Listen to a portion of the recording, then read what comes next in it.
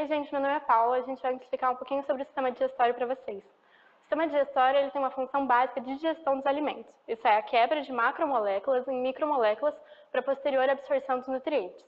O sistema digestório tem mais ou menos 6 funções básicas: ingestão, secreção, motilidade, excreção, digestão e absorção dos nutrientes, que a gente vai falar um pouco mais para vocês nos próximos capítulos.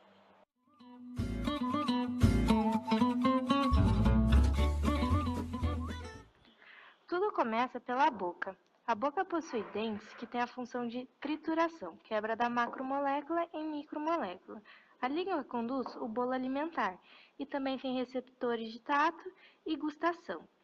Dentro da boca é eliminada a saliva, que ajuda na formação do bolo alimentar. Tem a glândula sublingual, submandibular e parótida. A principal enzima presente na saliva é a amilase salivar. Ela faz o início da digestão de carboidratos.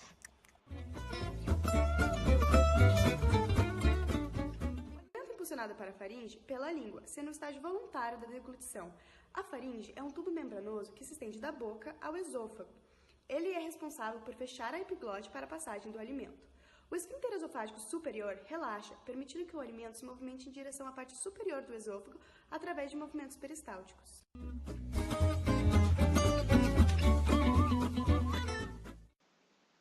A onda peristáltica se propaga ao esôfago, que faz com que o bolo alimentar chegue até o estômago. O esôfago se trata de um tubo com cerca de 25 centímetros e é formado por 4 camadas que se estendem até o final do trato gastrointestinal, sendo elas: mucosa, apresenta tecido conjuntivo, vasos sanguíneos e glândulas mucosas, pregas que não são permeáveis. Submucosa, apresenta rede neuronal. Muscular, responsável pelos movimentos peristálticos, e a serosa, que reveste a cavidade dos órgãos. As doenças mais comuns que acometem este órgão são o câncer de esôfago, causado principalmente pelo tabagismo e alcoolismo, e o refluxo gastroesofágico, quando os sucos gástricos atingem o esôfago.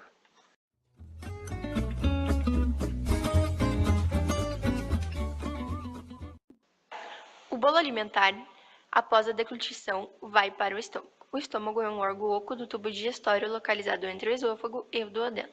Tem a função de armazenar, absorver e digerir. A digestão de proteínas ocorre através da enzima pepsina, ativa em pH igual a 2 ou pH igual a 3, e através do ácido clorídrico secretado pelas células parietais.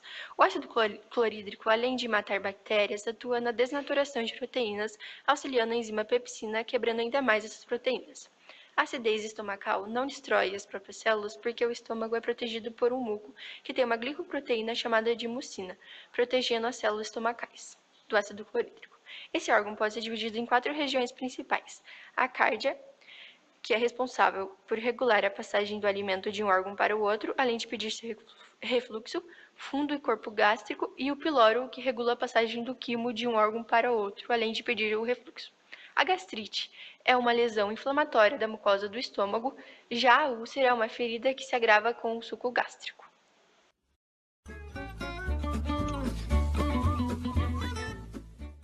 O bolo alimentar se torna quimo ao sair do estômago e ter contato com mais sucos do sistema digestório.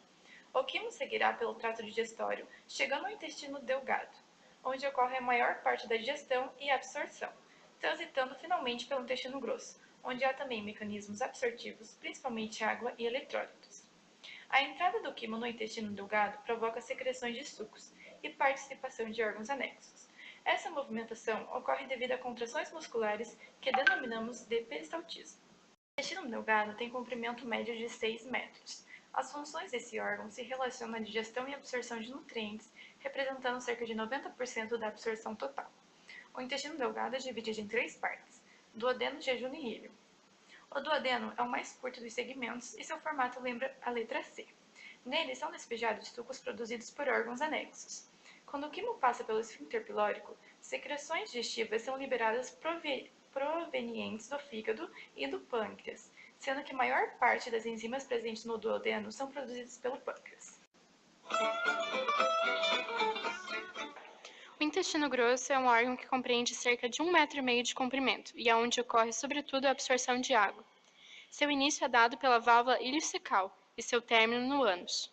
Ele é dividido em 3 partes: seco, colo e reto.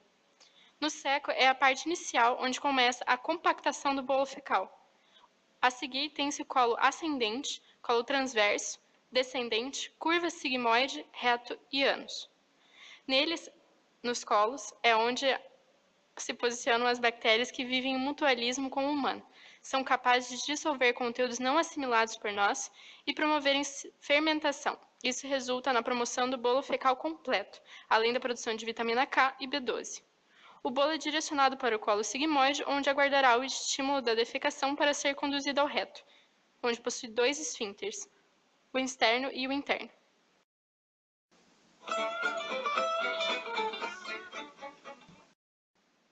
As glândulas salivares são glândulas exócrinas responsáveis pela produção de saliva, fluido que possui funções digestivas, lubrificantes e protetoras. O parênquima dessas glândulas consiste em terminações secretoras em um sistema de ductos ramificados que se arranjam em lóbulos, separados entre si por septos do tecido conjuntivo que se originam da cápsula.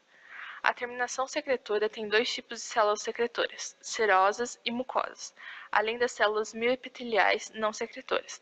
Essa porção secretora procede de um sistema de ductos cujos componentes modificam a saliva à medida que a conduzem para a cavidade oral.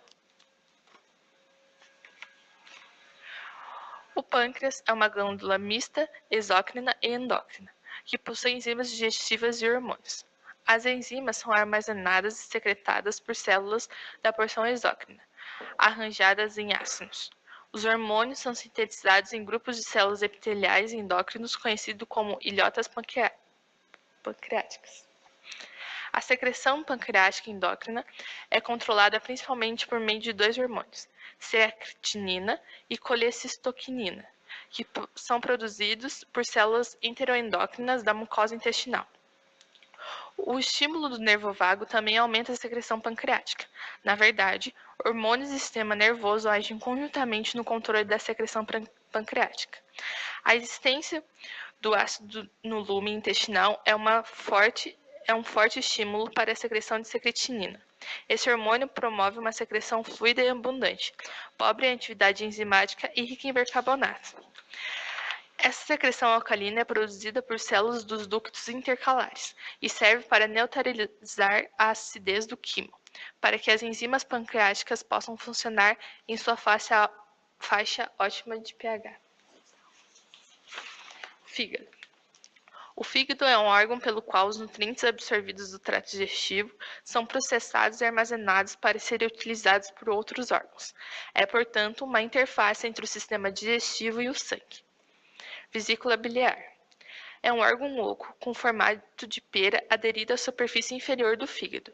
Suas células são capazes de secretar pequenas quantidades de muco. Sua principal função é armazenar a bile, que tem por função digerir gorduras e captar nutrientes ao passarem pelo intestino. Ao concentrá-la por meio da absorção de água, a secreta no trato digestivo quando necessário.